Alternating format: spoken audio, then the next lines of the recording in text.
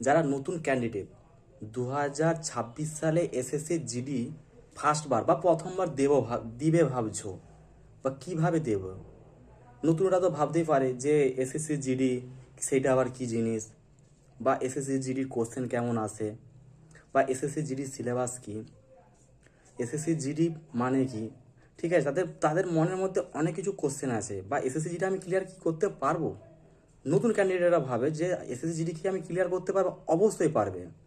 SSC GD এমন একটা hard কোশ্চেনও আসে না, কেননা একটা মাধ্যমিক লেভেলের পরীক্ষা, যে 10 পাসের একটা পরীক্ষা।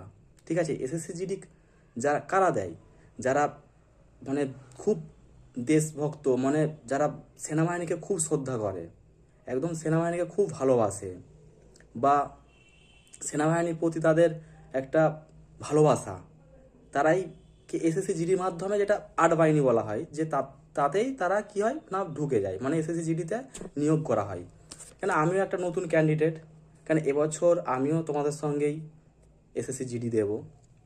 তাই নতুনরা ভাবছে যে যে যদি সিলেবাস বা অন্য কিছু যদি মানে ভিডিও পাওয়া যায় তাতে একটু হেল্প হবে। তাই নতুন ক্যান্ডিডেটের জন্যই বলছি যে আগে সিলেবাসটা ফলো করো। যে 4টে সাবজেক্ট আছে, প্রথমে কি আছে, ম্যাথ আছে, রিজনিং আছে, জিকে জিএস, আর হিন্দি ইংলিশ।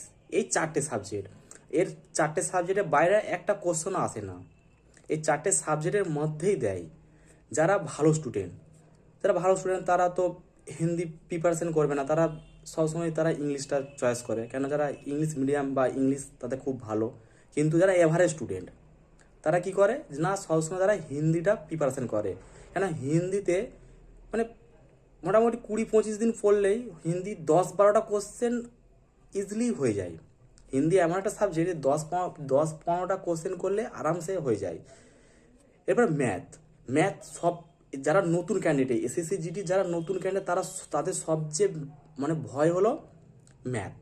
ম্যাথটা তাদের সবচেয়ে ভয় লাগে, কেননা আমিও প্র্যাকটিস করছি, আমারও প্রথম প্রথম ভয় লাগতো। প্রথম প্রথম ম্যাথ খুবই ভয় লাগবে, কেননা মানে ম্যাথ এতটাও যে প্রথম প্রথম যে ভাবে যে যে ম্যাথ হয়ে যাবে বা কিছু, এরকম নয়। যে ম্যাথ তোমাকে প্রত্যেক দিন প্র্যাকটিস করতে হবে, তবে ম্যাথ হবে। ম্যাথ প্রত্যেক দিন মানে কি প্রত্যেকটা সাবজেক্ট, মানে কি প্রত্যেকটা টপিক অনুযায়ী প্র্যাকটিস করতে হবে। ঠিক আছে, প্রত্যেকটা টপিক অনুযায়ী। তারপরে তাহলে ম্যাথ, রিজনিংয়ের কথা বলছি। রিজনিং যদি কেউ যদি ভালোভাবে 15-20 দিন করে, তো রিজনিং আরামসে হয়ে যাবে। রিজনিংয়ে এমন কিছু কোশ্চেন মানে হার্ড দেয় না।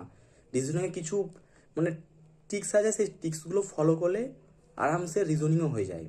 তাহলে হিন্দি, ম্যাথ, আর রিজনিং, আর জিকে জিএস। এবার জিকে জিএস এর কথা যদি বলা হয়, জিকে জিএস হলো মানে একটা বড় একটা সাবজেক্ট বা মহাসমুদ্র বলা হয়। জিকে জিএস একটা মহাসমুদ্র, কিন্তু জিকে জিএসও আমাদের পড়া উচিত।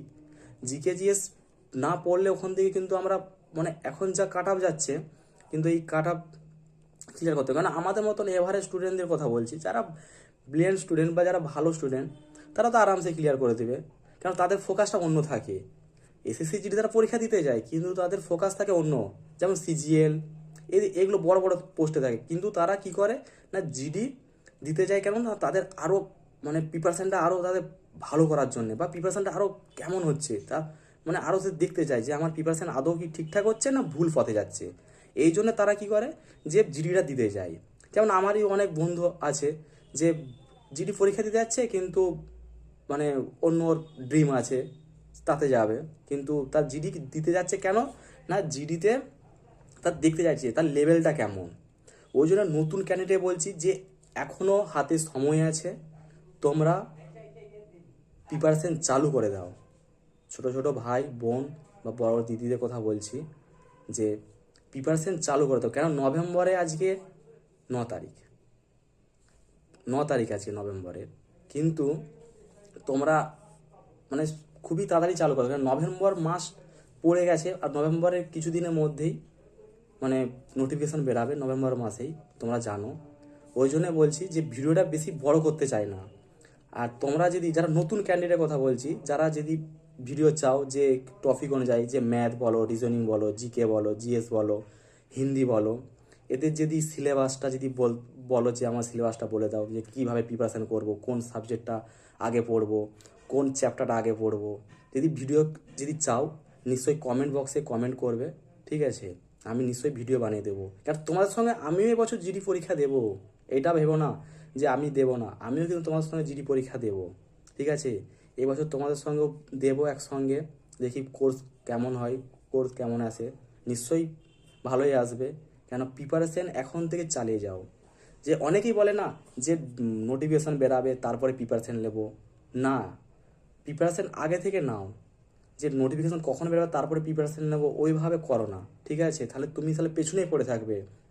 তুমি পেছনে পড়ে থাকলে হবে না, তোমাকেও আগে নিতে হবে। যে তোমার মা বাবার স্বপ্ন পূরণ করতে হবে, মা বাবার স্বপ্ন পূরণ করাটাই একটা ছেলের একটা কর্তব্য। একটা বেকার জীবন ঘুচবে, ঠিক আছে? তোমরা যদি এই টপিক চাও নিশ্চয়ই কমেন্ট বক্স খোলা আছে, কমেন্ট করবে যে কী কী চাই, আমি নিশ্চয়ই দিয়ে দেবো।